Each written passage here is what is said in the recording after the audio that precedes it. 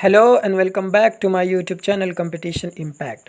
आज हम डाइस के बारे में पढ़ेंगे और जानेंगे कि डाइस होता क्या है और इससे रिलेटेड क्वेश्चंस एग्ज़ाम में किस तरह से पूछे जाते हैं। तो आइए स्टार्ट करते हैं डाइस। तो सबसे पहले हम जानेंगे कि पासा होता क्या है। तो देखिए, पासा एक त्रिविमीय संरचना है, यानी कि 3 डायमेंशनल है। इसकी लंबाई, चौड़ाई और ऊंचाई होती है और तीनों के तीनों आपस में एक समान होते हैं। आपने लूडो तो खेला होगा, तो लूडो में जो गोटी यूज़ किया जाता है बस वही हमारा क्या है, पासा है, और उसी के बारे में पढ़ेंगे। तो देखिए, पासे को ध्यान से देखने पर इनमें 3 प्रमुख चीज़ें हमको नज़र में आएगा। पहला है फलक, दूसरा किनारा और तीसरा कोना।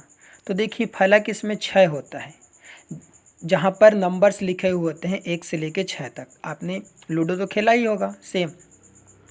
इसके बाद है किनारा। तो देखिए, इसमें कुल मिलाकर 12 किनारे होते हैं, जिसको इंग्लिश में एजेस बोलते हैं।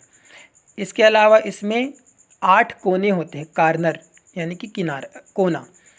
तो ये हमारा जो है पासा है, इसमें 6 अंक लिखे हुए होते हैं।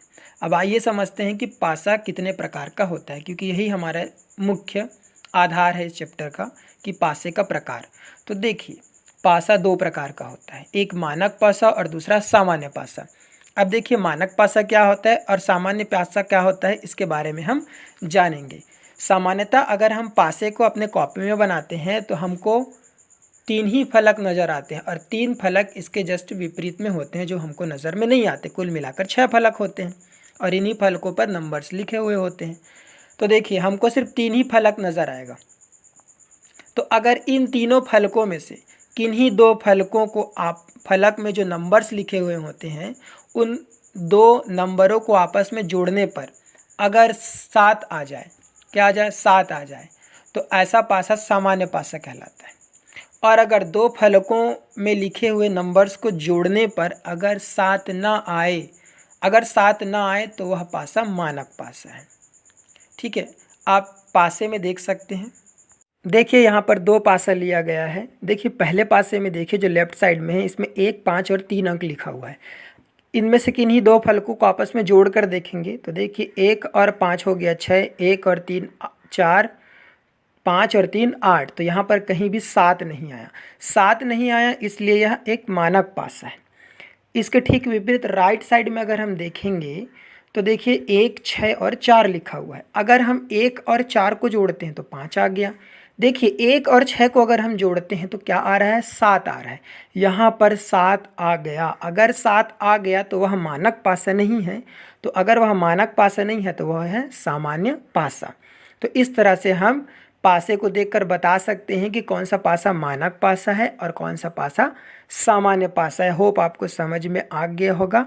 अब चलिए आगे चलते हैं क्वेश्चन की तरफ कि किस तरह से क्वेश्चंस पूछे जाते हैं। चलिए स्टार्ट करते हैं टाइप 1। देखिए, टाइप 1 में क्या है, यदि प्रश्न में एक ही पासा दिया हो तो। जी हाँ, क्वेश्चन में अगर एक पासा दे दिया जाए और उससे रिलेटेड कुछ क्वेश्चंस किया जाता है तो उसका आंसर हम कैसे करेंगे। आइए सीधे प्रश्न की तरफ चलते हैं, उससे हमको अच्छे से समझ में आ जाएगा। देखिए क्वेश्चन, 5 के पीछे कौन सा अंक होगा। जी हाँ, ये डाइस देखिए जिसमें 5, 3 और 6 लिखा हुआ है। इस 5 और 3 और 6 के पीछे में भी 3 और अंक होंगे।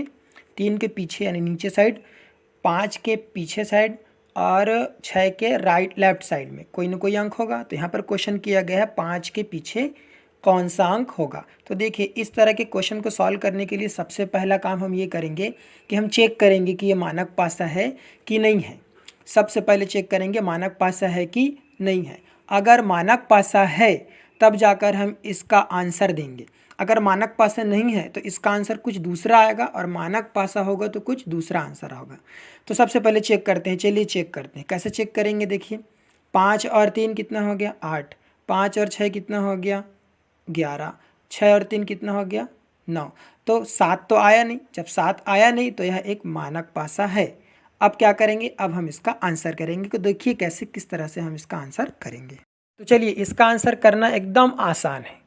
5 के पीछे क्या होगा पूछा है ना, तो 7। 7 नंबर याद रखिए। 7 में 5 को घटा दीजिए, कितना आएगा। 7 में 5 गया तो 2 आया। इसका मतलब 5 के पीछे क्या होगा, 2 होगा। जी हाँ, सिर्फ हमको क्या करना है, 7 में जो अंक पूछा गया है कि 5 के पीछे क्या होगा, उस 5 को बस घटाना है और कुछ भी नहीं करना है। तो देखिए हमने घटाया, 7 में 5 घटाया कितना आया 2, तो हमारा आंसर क्या होगा 2 होगा। तो 5 के पीछे क्या होगा 2 होगा। जी हाँ। देखिए दोस्तों, इसके अलावा हम 3 के पीछे क्या होगा और 6 के पीछे क्या होगा ये भी जान सकते हैं। देखिए 3 है, 3 के पीछे क्या होगा, तो 7 में 3 को घटा दीजिए, कितना आएगा 4 आएगा। तो 3 के पीछे क्या होगा 4 होगा। इसी तरह 7 में 6 को घटा देंगे तो 1 आएगा, मतलब 6 के पीछे क्या होगा 1 होगा। तो इस तरह से हम जान सकते हैं कि इन तीनों अंकों के पीछे कौन सा अंक होगा। चलिए इस टाइप से रिलेटेड दूसरा क्वेश्चन देखते हैं। देखिए पासे में 3 के पीछे कौन सा अंक होगा।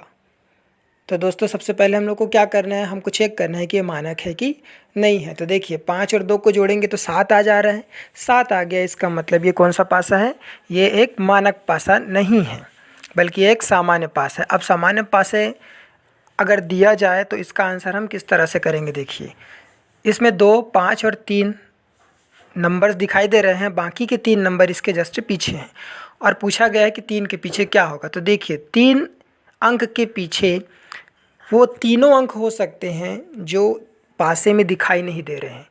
जैसे पासे में 1 से लेकर 6 तक का अंक लिखा हुआ होता है, इसमें से 3 अंक दिखाई दे रहे हैं, तो 3 और 5। इसके अलावा जो नहीं दिखाई दे रहे हैं वो क्या है, 1 है, 4 है और 6 है। तो 3 के पीछे या तो 1 हो सकता है, या तो 4 हो सकता है, या तो 1 हो सकता है। हमारा आंसर तीनों होगा और वो भी या आर के फॉर्म में होगा।